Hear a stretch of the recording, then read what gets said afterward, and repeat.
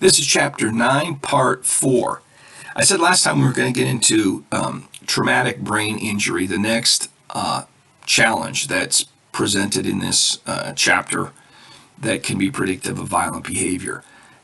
Traumatic brain injury, TBI, results from some sort of, knock on the head, some sort of trauma to the head that disrupts normal brain functioning. So I have here later on what's the most typical scenario for these sorts of knocks on the head, damage to the head. We'll get to that in a moment. The severity of the brain damage can range from minor, could be minor TBI, where we're talking about temporary dysfunction, temporary issues, challenges, to severe TBIs, an extended period of serious loss of function. Okay, so they tend to categorize TBIs in terms of minor, moderate, severe. Now, concussions is what we're talking about when we're talking about sort of mild TBIs. Of course, it depends on the seriousness of the concussion, but a typical concussion would be categorized as a mild TBI, temporary problems, but not a permanent, necessary loss of function. Typically, a loss of consciousness indicates a greater severity on the TBI if you get completely knocked out for a period of time. TBIs often fly under the radar. These can be quite common occurrences that the person gets a knock on the head, maybe a concussion or something, but often don't see the doctor about it. And so they fly under the radar. People don't even know that they've got an issue with that. And many of these TBIs are never reported to a physician, so never treated by a physician. TBIs most often occur in the following situations: in car accidents or other sorts of accidents like falls or sports injuries. And they also happen a lot with assaults and physical fights. Let me include in that, just to be a little clearer, so when people are physically fighting and punching each other in the face, and that sort of stuff, that's beating each other up. That's one way that somebody gets brain damage. And it's not only sort of the what's the word I'm after? Mutual combat, where people get in a fight that's both people are voluntarily participating in the fight, but in other sorts of attacks, and also abuse. Also child abuse when you're a child, if you're getting beaten up by a caregiver, so in that context of a child abuse, physical child abuse, that's also unfortunately a fairly common way that someone can get a TBI. So when we're talking about violence, we're talking about lots of different types of violence here. So teenagers, young men, and the poor are at greatest risk of getting these TBIs. The lifetime prevalence for kind of everybody in general, the general population, for a more severe TBI is 8 to 12%. So it's not rare. It's a fairly, even severe TBI I wouldn't call it common, but it's not, on the other hand, it's not a rare. 8 to 12% is a pretty significant number. And of course, that's the average. That's for the general population. If you're looking for these high risk groups, teenagers, males, the poor, that the risks are going to be higher. If you go all the way to something like prison inmates, they've done a lot of studies in recent years on TBIs among prison inmates. These studies sometimes 50, 60, 70, 80, even higher than that percent of the prison inmates will have TBIs, even severe TBIs. So it's very common among criminals to have these TBIs, which kind of points towards, okay, is this contributing to violent behavior? Now, what are some of the common effects of TBIs? Includes, number 1, memory problems; 2, difficulties with concentration; 3, deficits in planning. So it's difficult to plan ahead because of lack of function in the way your brain's working; impulsivity, acting without thinking, jumping into things without thinking; and aggression. By aggression, it could be physical aggression, where you're attacking somebody, but also aggression implies doing, verbal aggression, or any action you take where you're intentionally trying to hurt somebody else. That's what we mean by aggression. It doesn't have to be physical. Number 5, poor social judgment. 6, impaired decision making. 7, personality changes. 8, risk-taking behavior. 9, emotional regulation problems. What we mean by that is your emotions are all over the place and you're not able to control them. It's sort of an extreme kind of negative emotions like anger, like depression, like sadness, like nervousness, fear. That could be all over the place. That's what we mean when we're talking about emotional, they call it dysregulation. 10, ADHD. By that, we're talking about attention deficit hyperactive disorder, where people can be hyperactive, they can't concentrate, they can't sit still, they're restless. That's something that's clearly predictive of criminal behavior and violent behavior as well. Now, again, it's just a correlation. We don't want to stereotype, but we're talking about correlations. And finally, also, TBIs are correlated. These brain injuries are correlated with a greater risk of criminality, involvement in crime. TBIs are particularly a problem during childhood since the brain is developing. So that's a vulnerable, tender time. TBIs can disrupt normal developing brains or normal development, leading to issues of emotional dysregulation, poor judgment, aggression, and impulsivity. Now, a famous historical case is Phineas Gage. You always see this whenever we start talking about the brain. He was a worker who got involved in an explosion where a metal rod went actually through his head, in and out of his head, and took out a big chunk of the left hemisphere of the frontal lobe of his brain. And he miraculously recovered from that, was not killed, and bounced back in an extremely impressive way. But then he got an infection afterwards, which kept him down for weeks. But he healed back from that. He was able to heal, but it changed his personality. He went from a real likable, easygoing, reliable guy, stable guy, without too many personal problems, his high-functioning individual. He went from that to being sort of erratic, impulsive, a poor worker, unreliable, and just a lot of things you don't want to, the kind of things you don't want to see from a person.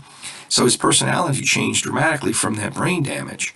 Now, fortunately, he was kind of able to bounce back over the long term and to regain some of his earlier functioning. And maybe that had to do with the fact that your brain being divided into two hemispheres. If you get damage to one hemisphere on one side, your other side might be able possibly to help to compensate to some extent for that. Actually, in women, do better than men when it comes to recuperating from these sorts of injuries. Now, the author mentions one of the early famous mass killers. The shooter at the University of Texas, Austin, who climbed up on the clock tower and shot down on the campus below, shot students, shot professors, staff. Well, and he's an example of someone that shows that brain problems can be key, because he said he kept a diary, and so we know a lot of what he was going through prior to that shooting. And he had a background of being a real straight-laced, well-behaved young man. But he started to suffer from terrible headaches, and all of a sudden he got these really violent ideas and violent feelings that were coming from nowhere that he didn't understand. The desire to hurt other people, to kill his family members, to kill his wife, to go up on the clock tower and just shoot random students and faculty down below. And he wasn't able to understand where this was coming from. He committed that crime, and an autopsy revealed a brain tumor growing against his amygdala. Amygdala is a small region of the brain that is very key in some important emotions. Emotions like feeling threats, feeling aggressive, so it's definitely tied to aggression. So it could be that tumor, that brain problem was contributing to his violent impulses. A study that was cited found that brain lesions in interrupting neural networks that make certain cognitive tasks possible were found in 17 violent individuals. So that's just saying that it's another, getting more specific, that if certain areas of the brain are damaged, if those areas are part of this complex network or circuit, that's involved in doing certain mental tasks, if that network is impaired, it may increase the risk of violent behavior. And there's research evidence there to back that up. Research has identified a neural network. Again, we're talking about this very complex in the brain. It's hard to understand. But this complex network of nerves linked to crime that has to do with moral decision making. So nerves, a network of nerves that have to do with how you judge things morally. This network helps one to understand how their actions make others feel. So that's an empathy thing. And to judge actions in terms of their goodness or badness. Are they morally good or morally bad? So it's a moral thing. A moral thing and an empathy thing they found with this particular network in the brain, network of nerves. Childhood trauma. Now, so basically, we're going to get into trauma as the final segment in this chapter.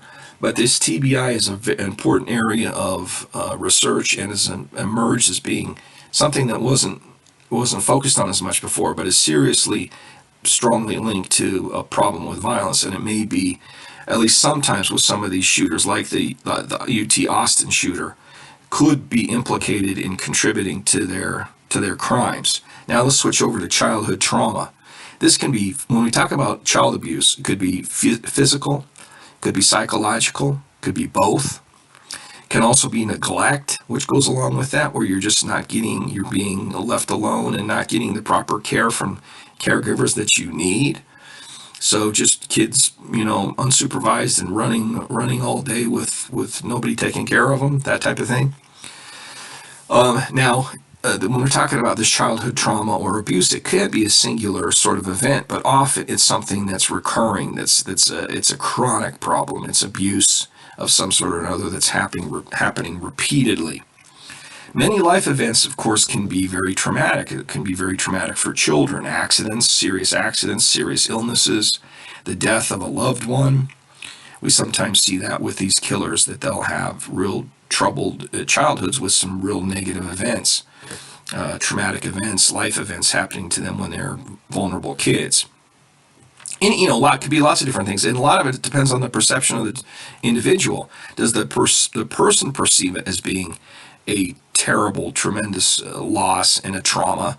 It depends. At the end of the day, it depends on a person's perceptions, and people perceive these things differently.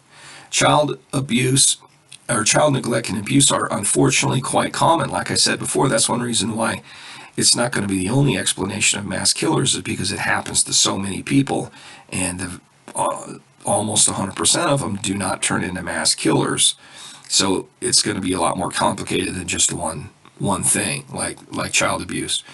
Research indicates that individuals who experience physical, psychological, and perhaps sexual abuse, and the other type of abuse I didn't mention before, in childhood, are at higher risk of engaging in violent behavior in adolescence and early adulthood. Child abuse disrupts the normal functioning of the hypothalamic pituitary adrenal, or that's called HPA axis. So here we're talking about glands in the brain that produce hormones and other neurotransmitters that are very important biochemicals that help run various parts of your body, and the brain in particular is important here. This disruption in functioning can lead to a range of neurobiological and behavioral changes. So it's basically it can affect how the brain is working and influences your behavior, including alterations or changes in brain structure, so how it's wired together, how it's working or function, increased sensitivity to stress, and changes in emotional regulation. Our nervous system responds to perceived threats with a fight or flight response, which involves the release of stress hormones called cortisol and adrenaline that affect the entire body. So this is usually thought of as sort of an evolutionary phenomenon, something that we developed in our evolutionary past. Was, well, what do you do if you're confronted with a threat, something that might take your life? Well, you got two major choices there. Either you run, the flight part, or you fight. You try to defend yourself and preserve yourself and survive, and perhaps scare away or harm or even kill some perceived threat. So this fight or flight response, it involves the release of these stress hormones, and the two of them that are really important here, cortisol, which when you get hit with cortisol, it really makes you stressed out, maybe even feel fearful, and adrenaline, which is gives you this sort of surge of, makes you action oriented, very aware and ready to take action. So these things affect throughout the entire body. Okay, I just have a little bit more to finish up, but let's do that in the next segment.